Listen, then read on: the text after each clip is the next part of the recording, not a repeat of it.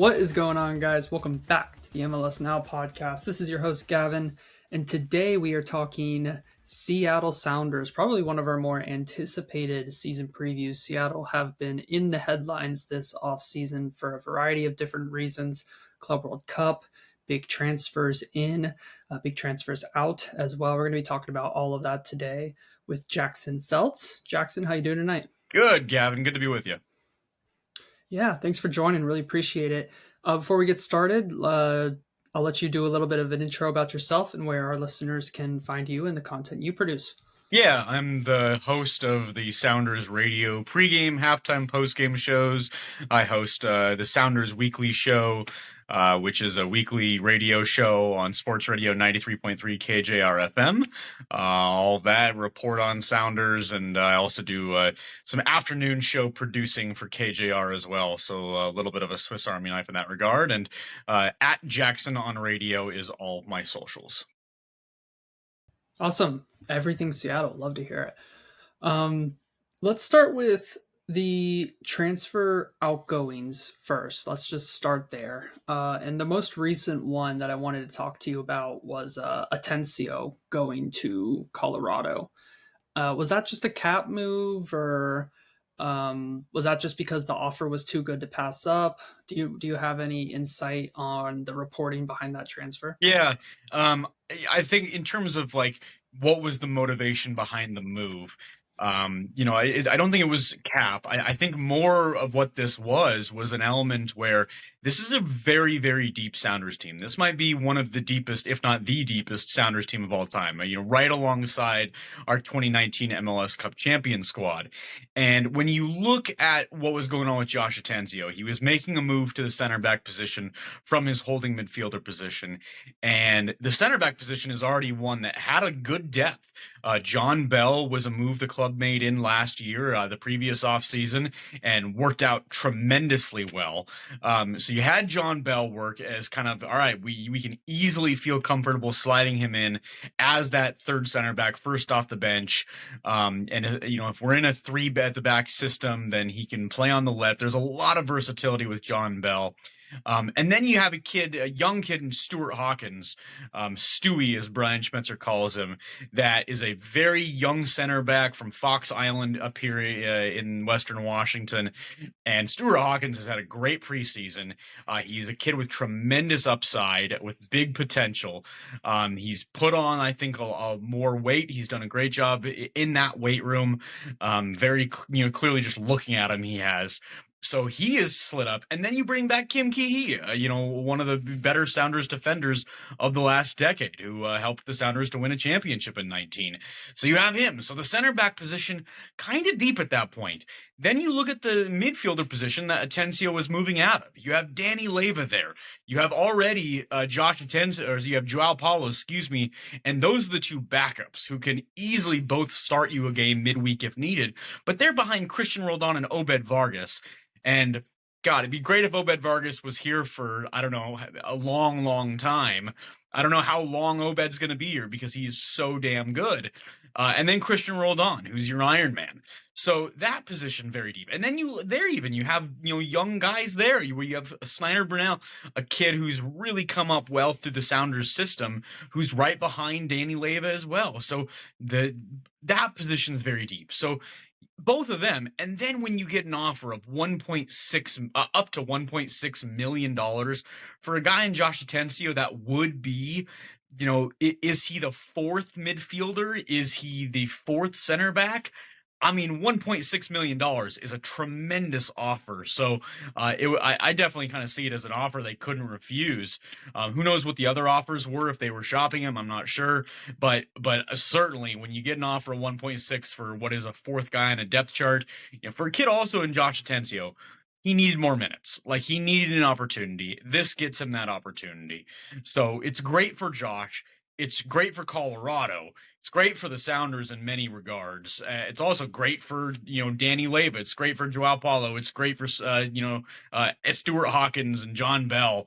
It was a really good move all around. Yeah, just a win-win-win, it sounds like. So thanks for shedding some light on that.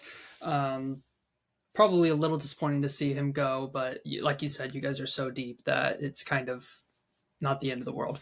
So, other players I wanted to hear about. I mean, Leo Chu going to Dallas in the trade for, was it Ferreira? Was it Yep. that the specific one that he went to? And then obviously the other big one to call out was Raul Diaz retiring, I believe, at the end of last season. So, or was it retiring or just I don't know if he has a you club guys right don't? now. There was rumors of if he would end up landing at San Diego. I'm not sure. I'm Mm, not sure if he even has a club right now. I mean, he may very well end up retiring because he doesn't get the offer he wants. Who knows? But yeah, I mean, just quick on Raul. Like he's a club legend. He's an absolute legend. He's done so many good things. But when you have the depth of Jordan, of Jesus, Danny Mazovsky, and I think there's other things you could potentially do up front as well. At the cost Raul was going to cost, it's just it's thank you for everything you've done. But it's the same thing that happened to Nicholas Ladero an off season ago. It's thank you for everything you've done. We love you. We love the time we spent. But see you later. And then with Leo Chu, I mean, stuff. Leo Chu's a guy that had such potential here. And obviously, he was a big signing, and the thought was he could develop into a great winger. You saw flashes, a 4 assist game in Kansas City, a couple of years ago. The kid has raw skill, but it will just be the question of if he can turn that raw skill into something else. If he can do the work defensively, if he can, turn himself into a complete player, and if he has the mental fortitude to take that raw skill and take it to the next level. And we saw him fall out of the squad, to be honest, last year. And, I think he needed a change of scenery. And now he has that in Dallas, and we wish him the best. And, I don't think he had a future here in Seattle. And, so to be able to send him to Dallas and get him a new change of scenery while also in that same deal bringing in Jesus Ferreira, yeah, it's good for Chu. And it ended up working out well in the deal. yeah, definitely. And just on Chu, I'm excited to see him pair up with Luciano Acosta. Thinking of the FC Dallas side now, I'm excited to see how that partnership works over down in Dallas. So for Seattle Sounders, though, let's flip it to the players coming in. We can start with the big ones, Ferreira and Paul Arriola. So talk me a little bit through that saga. Tell our listeners who might not know all the details, all the drama that went on behind the scenes there. Jesus Ferreira is the player the Sounders desperately needed.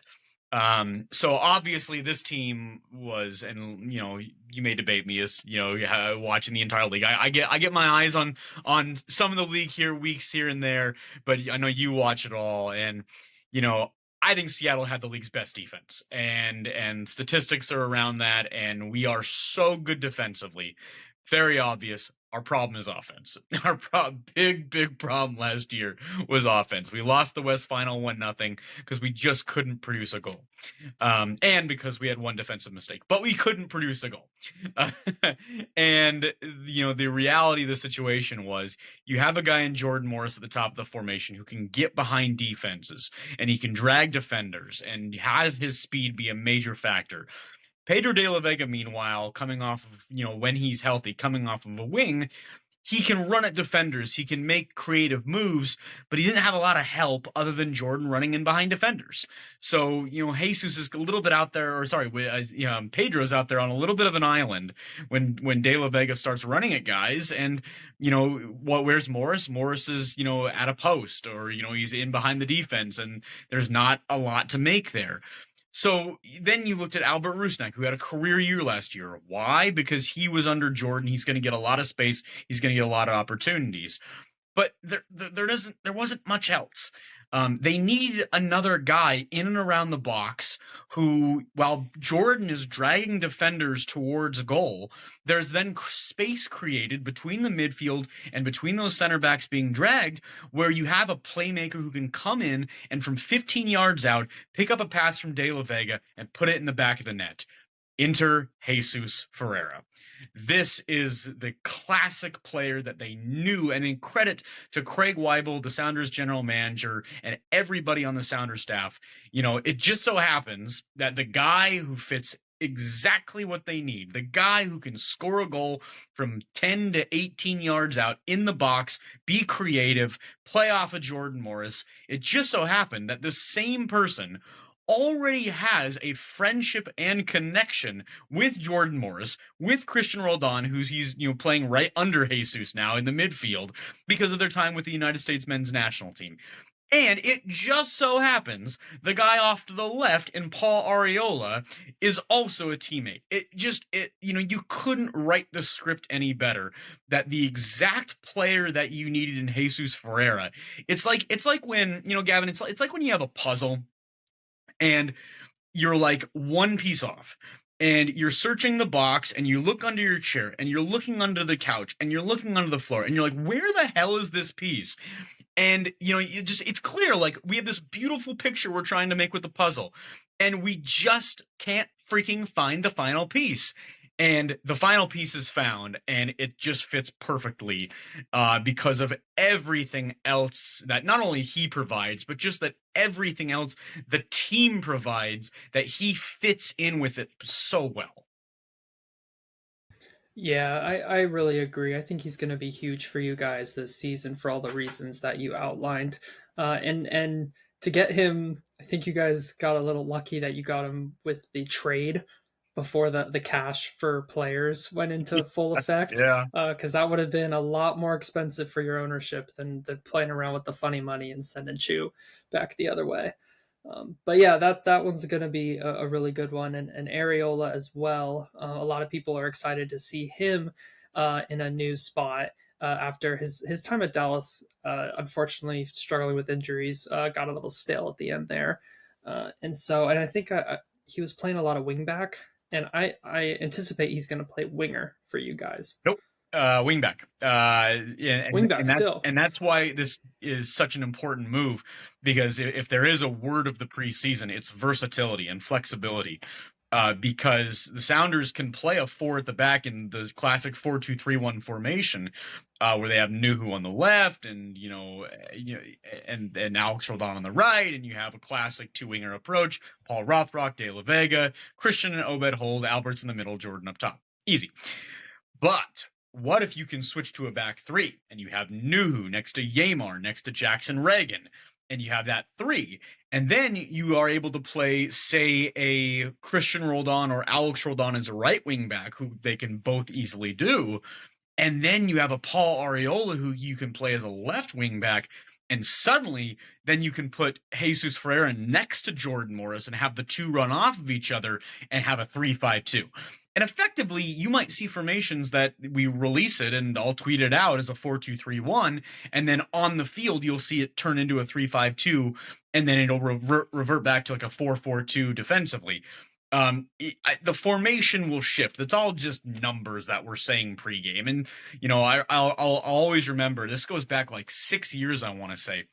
Maybe even the start of COVID year or whatever. But I'm in this press conference with Brian Schmetzer.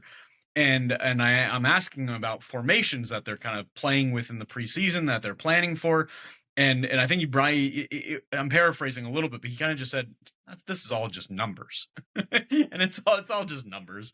Like we can say formations as formations that it morphs, and it's creative and it's flexible and it creates uncertainty. So when you're attacking other teams and when you're having other teams prepare for you, like Dean Smith of Charlotte is preparing for the Sounders for tomorrow night, when you're preparing, you don't know if they're going to come out in a 3-5-2 or a 4-2-3-1 or a 4-4, whatever. Like, there's so much variety, flexibility, and having an actual player who can and has played left wing back in Paul Arriola gives you that flexibility, because it allows you to be comfortable with an actual left. You have guys who can play right wing back, that's fine, but having an actual guy who can play left wing back who's done it, that gives you that flexibility. Okay, gotcha. Very helpful information there. I like that it's just numbers thing, because like when I think of formations as well, I do tend to agree that it's like it's just numbers, because in every single in situation, it does tend to be a different formation. When we're attacking, it's this formation. Yep. When we're building up, it's this Yep. formation. Transition defense, it's this. So like things like that. So, um, but it's still fun. Still fun to put It is. put players into formations because why else wouldn't you? It's a fan thing. Um, Other incomings per se, maybe signings is a better way to put it. That were really important for me this off season, and I'm sure for you guys as well, was getting Joao Paulo and Albert Rusnak re-signed. So those were two other important pieces of business. Major. I mean, JP is a motor and 22 MVP candidate, and having him as your first midfielder off the bench. I mean, look at the game, the CONCACAF Champions Cup game down in Guatemala against Antigua on Wednesday, where we're leading 2-1, and Joao Paulo comes in to help lock down a win. And that's the type of thing that Joao Paulo can do throughout the year. And maybe he ends up proving to Brian Schmetzer that he can do even more. But right now, I mean, he's that first midfielder, defensive midfielder off the bench, and that's a luxury to have. And then Albert Rusnak, I mean, I think it was very much assumed that it was going to happen. I mean, he had a career year last year. He knew Pedro de la Vega was going to come back at a higher level. So then to be able to bring in back Albert on a designated player deal, it just made so much sense. He obviously was interested in doing it because he knew that his talents are maximized where they are. And I think it's one of those kind of things we mentioned earlier. It's a win-win for the club, for Albert, and for everybody else around him, because he's a force multiplier that will make other pieces better. So he was key to all of the Sounders' success last year when we really finally broke through offensively and got going. It's because Albert and Jordan connected so well. So now you have that times two because you have Jesus in there and you have Pedro in there. So getting Albert back was just, I know he didn't start. He came off the bench. We'll see if he starts on Saturday against Charlotte. I would love to see him out there because the dude is motivated. He earned his DP deal, and it's going to be a joy to have him here for the next couple of years. Absolutely. Well, you really segued us well there. I did want to go next to the CONCACAF Champions Cup game and just tell me a little bit about what you saw. Unfortunately, SKC versus Miami got my eyes instead of Antigua They versus bumped Seattle. us. They bumped us on Yeah, they FS2. did. It was unfortunate because I was looking forward to that game just because I am excited to see Seattle this season. But seeing two MLS teams instead of one, unfortunately, won out for me. So tell me a little bit about that game. You guys won 3-1. A couple of great goals I saw in the highlights. What did you guys learn in the win in Guatemala? Yeah, I think we learned that offensively, this team has taken a step. Third minute goal where Jesus Ferreira assists Paul Arriola, who scores. I mean, like, it's just, third minute. I mean, these are the two new players. They score together in the third minute of the first competitive match. It's sort of just, yeah, we all looked at each other and went, yep, okay. It's like there. That's what we. And so 3 goals in the run of play. That being the first. Pedro de la Vega with a sensational strike from distance as the second, and then Rusnak finishing it off with the third. I mean, goals from the run of play were tough to come by, and the fact that you got 3 of them, it shows we've taken a step offensively. So we saw that check mark. Defensively, there was obviously one moment on the breakaway on the throw-in. Yamar goes up, and I saw him pulled down, but either way, he didn't win the ball, and they get on the break and they score, and we saw a couple potential errors there. Things you can clean up, not too big of a deal. Yes, it was not a fully clean game. I would not expect it to be a fully clean game, considering that it's like at 5,000 elevation down outside of Guatemala City.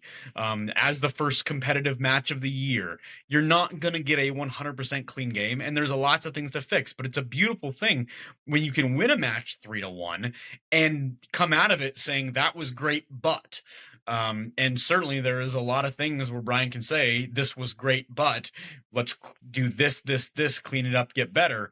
But we're feeling good right now with a 3-1 lead, with Antigua coming to town on Wednesday, knowing that considering road goals, they've got to score 3+ in Seattle.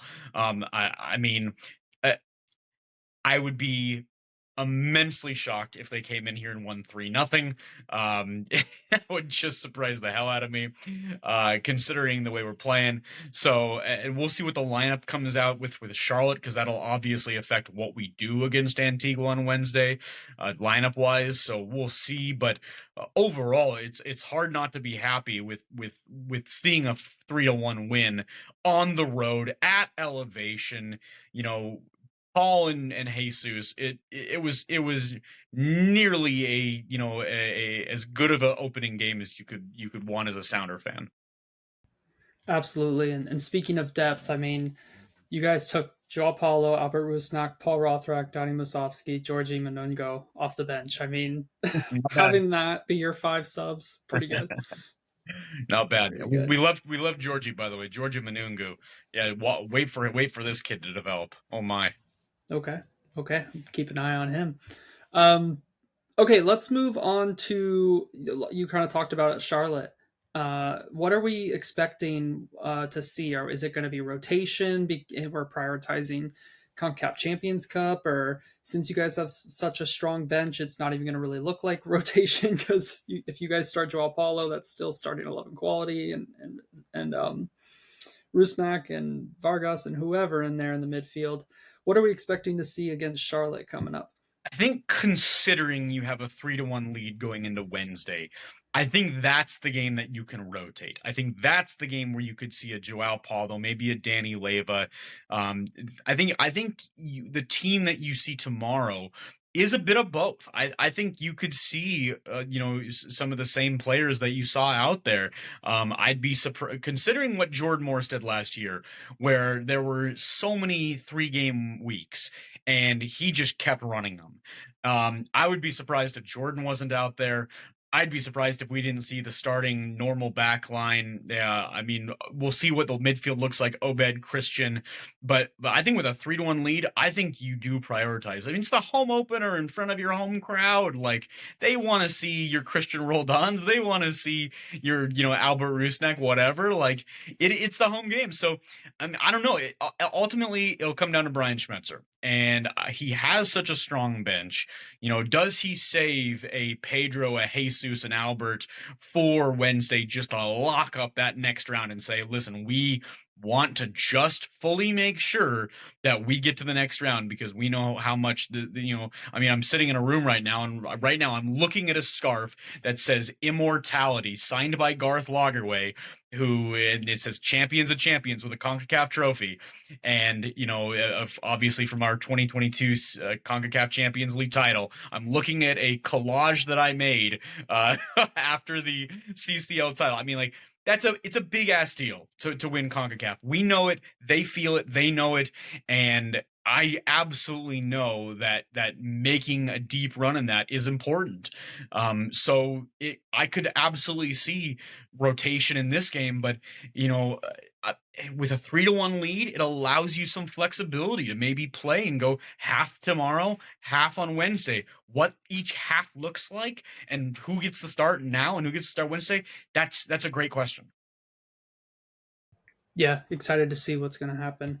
Let's zoom out a bit and talk about the MLS season as a whole, though, and what we've been doing in these kind of fun. We've kind of been doing everything goes right scenario and then everything goes wrong scenario, and kind of talking about those hypotheticals. So let's say everything goes right. Let's live in the land of Dreamland, and you guys are, I think, with your expectations, top of the West, maybe even supporters shield. That's like an everything went well season, in my opinion, for Seattle. uh, in that scenario, what were some of the things that went right throughout the year that spurred you on to first Oh place? God, I love this question. Like, we're pretending right now that it's like November 1st and the Sounders have Yeah. won the Supporter Shield, and we're gliding in and we have hopes of winning an MLS Cup. I love this question. So I would say, if you were to ask me this question of like what went right, I would say, well, Gavin, we stayed really healthy. And I think staying healthy and not losing any of our big horses for extended periods. Yeah, yeah, we had Jordan be out for a week here or there, or Christian be out for a week here or there, or Pedro, whatever. But these were all like 1-2 week things. We never lost a guy for a couple months or more. The partnership of Jordan, Albert, Pedro, and Jesus worked. We knew that Pedro was going to take that next step, but we never expected him to take this big of a step. Pedro de la Vega took a massive step with his 15 goals and 10 assists. I mean, that was just an absolute litany of talent on the field where he had Jesus running behind Jordan, and it didn't really matter who teams covered because they always were leaving somebody open. So that led to the offensive talent. And then, Gavin, we talked about it for years. The reason why the Sounders ended up being first place in the Western Conference and looking at an MLS Cup coming up is because of defensively. We were just so damn good. Nobody could get past Nuhu Yamar Jackson in that 3 that could shift to a 4. It just constantly worked. Obed Vargas, who stayed the entire year and never got sold, he ended up becoming a superstar in this league, and that partnership with Christian Roldan may form the best, I might say it after this season, the best midfield partnership in the entire league between those two players. So everything really worked, but I think it really does start with the fact that this team stayed healthy. That was fun. I enjoyed that. I love how literally you took that question. That was chef's kiss for me, man. Yeah, that I mean, Now health we have to do was. the other side, don't we? We'll go there in a second. Health was a big thing for me. I know you guys struggled with that, and the players coming in, Jesus Ferreira, Arriola, they have both struggled with that at times. So really hoping to see that you guys can stay healthy this season. You guys have a long season coming up with 3 competitions, I believe. So hopefully there's a deep enough squad to where there's rotation and everyone can share the minutes while at the same time playing at a high enough I level. mean, And it's you guys actually are there's top. there's 5 trophies on the line. We have CONCACAF Champions Cup, we have Leagues Cup, we have, I guess you could say, a trophies on the line, Club World Cup, sure. We have MLS Supporter Shield, and we have MLS Cup. There's 5 trophies this team could potentially win this year, which is just, it's insane to think about. Yeah, and just to give you some hope as well, Jackson, we did our 2025 season predictions, kind of like how the MLS crew does it. And 4 out of the 5 of us picked Seattle to finish first in the West. So and now not everybody picked Supporter Shield for Seattle. They went Yeah. Cincinnati. They went East Oh, Coast. well. But Cincy. I mean, Miami's yeah, yeah, Miami's the obviously the easy pick, but we'll see if that's the easy we'll pick. see if the messy run organization, as if it's LeBron James, can actually work. Yeah, we like to switch it up and not just talk about Messi every episode, but it's hard to ignore him. Now I will say I was the one detractor. I picked LAFC to finish first. So my apologies Listen, there. My I don't blame you. apologies. They have obviously added even more in there. Yes, they've lost, but they've sure added more. And Yeah. what I've been telling everybody on the record, off the record, is I've said the exact same thing. If you were to say you must put $100 down right now, tell me the West final, it's LAFC Seattle. And honestly, like, just look at the game last year that went to extra time. It's a coin flip. Yep. Yep. Exactly. Now my rationale was Seattle historically struggle in the regular season to get to the mountaintop of first place. You guys haven't been first place in a long time, just because of long seasons and injuries and things that you've talked about there. And so that was my rationale for not putting you guys Sure. first. But maybe this year's the year. Maybe this year's the year. Okay, let's go to the other side. Things go horribly wrong. You guys, I think your floor, funnily enough, is still playoffs. Like maybe like Yeah. sixth, Fourth, fifth. Yeah. Yeah. fourth, fifth, sixth. Yeah. So like, let's say you guys are lower tier playoffs. Not. I don't see you guys getting eighth. So what went wrong for that to be Seattle Sounders season? All right. So let's say we finish 5th place in the West. Let's say that, I don't know, who do you want to say finish 4th? I mean, let's think. Yeah, San Jose. San Jose. I mean, Bruce Arena pulls a miracle. Everything works for Yeah, Bruce Arena. That would just piss us off. Or no, even worse, Portland. Regardless, they're not finishing fourth, I so promise you. no, I don't think so either. So so let's say San Jose, Bruce Arena leads him to fourth place. We go to San Jose in a 5-4 first round game, and we lose that series. All right. Gavin, the problem this season was first off injuries. We ended up losing, I think guys for, month-long stretches here and there. And it wasn't just one. I mean, losing Jordan for a month, and then you lost Jesus for another couple months, and you lost Pedro, who was just in and out all season. His 2025 ended up looking a lot like 2024. And for a season that started with such hope and, such potential, Pedro just, was never able to stay fully healthy, and that really cost the team on the offensive end. And it really is the same story as last year. It's this team is so good so good defensively, but you can just end up having one mistake, that we saw cost this team again in San Jose, and just aren't able to do enough offensively.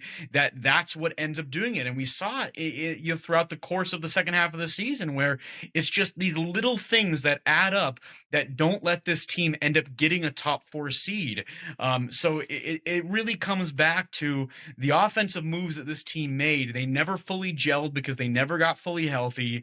And I think at the end of the day, you're looking at a team right now that is going into 2026 asking themselves, okay, can we get everybody healthy? Clearly the talent's here, but there's just so many question marks on that offensive end of cohesion, of connectedness. So really it is frustrating because we're just, it feels like, we're in the same bar, at the same table, at the same seat, drinking the same beer we were a year ago, just looking at our friends saying, what could have been. Jackson, I hope that doesn't happen because that sounded God no, heartbreaking to it's so me. depressing. It's so That's depressing. Like depressing. Yeah. I really swear, like that's I feel terrible right now. I need a beer just coming out of that.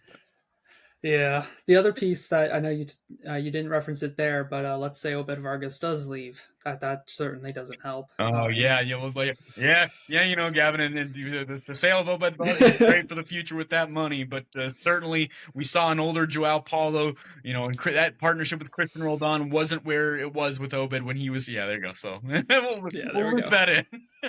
Yeah, that would be scary. Okay. Hopefully that is not the case for you guys. Two quick more things. I know we got to get you out of here. Club World Cup. You guys got Botafogo, Atletico Madrid, and PSG. So I've been saying that with the European guys, I know they're giants, but on the flip side, it's their off season. And so I'm feeling a little hopeful. I'm feeling a little hopeful that you guys will be in the middle of your season. They will be in the middle of their off season after a long season coming off of Euro 2024. And maybe their players won't be up for it, and maybe Seattle's will, and there can be a shock. But what are you guys feeling for Club World Cup? I just want to be competitive and not get embarrassed. I don't want a 6-0, a 7-0. I want to stay competitive and see if we can't make it a 3-1 game, against Atletico, or see if we can't make it a even get out a draw with Botafogo. I don't know. Like I'm dreaming here, but like these are going to be ridiculously tough games. We're talking about 3 behemoths. We're talking about 3 ridiculously challenging games, and it will be a question of, do they bring their A teams? Will their A teams be up for this? And if they bring their A teams, and if their A teams are up for this, it's going to be a massive challenge. I don't want to see blowout losses. I don't think we will. But really just like be competitive, with the world watching and the world having its eyes on Seattle for 2 years straight, Club World Cup this year, World Cup next year. Let's show our team well, let's show our city well, let's be competitive. And if we can, end up, I think a good way to do it is if you look at the players at the end of those games, I want their heads held high. I don't want the heads being down after a tough game. I want their heads held high that, hey, we fought for this. Whatever the scoreline ends up being, we fought in this game. Yeah, I think that's what a lot of people are hoping. And I'm just hoping both you guys and Miami do show strong, even if they are losses, that they're strong Or the group of performances, death. and you guys go down Miami didn't swinging. get stuck in the group of death, so that's fun. Of course they didn't. I Of course. mean, they got handpicked to go to the competition in the first place, but less said there, the better. Okay, last thing then, uh, your prediction from Seattle for a breakout player, maybe someone who isn't currently slated to be the starter, but is someone who may come off the bench and have a really big impact on Seattle this season. Enter Georgie Manungu. I mentioned him earlier. Georgie Manungu is a kid from the Ivory Coast, and he kind of broke onto the scene in the second half of last year. He has an insane amount of raw skill. You know the crazy thing, Gavin? He's blind in one eye. As you watch him develop, as you watch him, I mean, he had an assist in that game on Wednesday down in Guatemala. He's blind in one eye, and he can still run out of, like a bat out of hell. And he's so quick. He runs at defenders. He has insane amounts of confidence to just blow past defenders, and they aren't ready for his speed. I think MLS is going to quickly understand, and defenders are going to quickly understand. Oh, we need to like play a little bit off because we can't play him tight, or else he's just going to run right by us because he did that constantly. And I think that's going to be kind of a fun thing teams start to figure out this year is this kid has a lot of raw talent, and then it's can he turn that raw talent into something very good and technical and building his technical skills. And I talked to him last year about like how much work you putting in turning that raw skill, and he talked about how much he's working, being there early, staying there late, getting extra work in with a guy who is perfect for a guy getting extra work in on the technical side. Preki, we have Preki, the former MVP here, who's working with him to just hone that raw skill. And we saw the assist, really good touch on the ball to Albert Rusnak for that third goal on Wednesday. And if he can do more stuff like that, get in behind defenders, and that's not going anywhere, that skill. But then if he can make that pass and make that final ball, and accurate, I'm not sure how many goals he'll score, but I think assists is where you're going to see Georgie Manungu really explode this year. And who knows? I mean, maybe he'll be the darling like Obed is now, where the question is, what are the offers coming in for Georgie a year from now? You guys always seem to come up with one or two every couple of years, so Yeah. maybe he's the next one. Maybe he's the next one. Well, okay, Jackson. I know we got to get you out of here. This was really enjoyable chat. So thanks for joining. I'll let you plug yourself again, and then we'll get out of here. At Jackson on radio on all my socials, the iHeartRadio app, Sounders Weekly, all that good stuff. Thanks, Gavin. It's been fun. Yeah. Have a good rest of your night, my friend.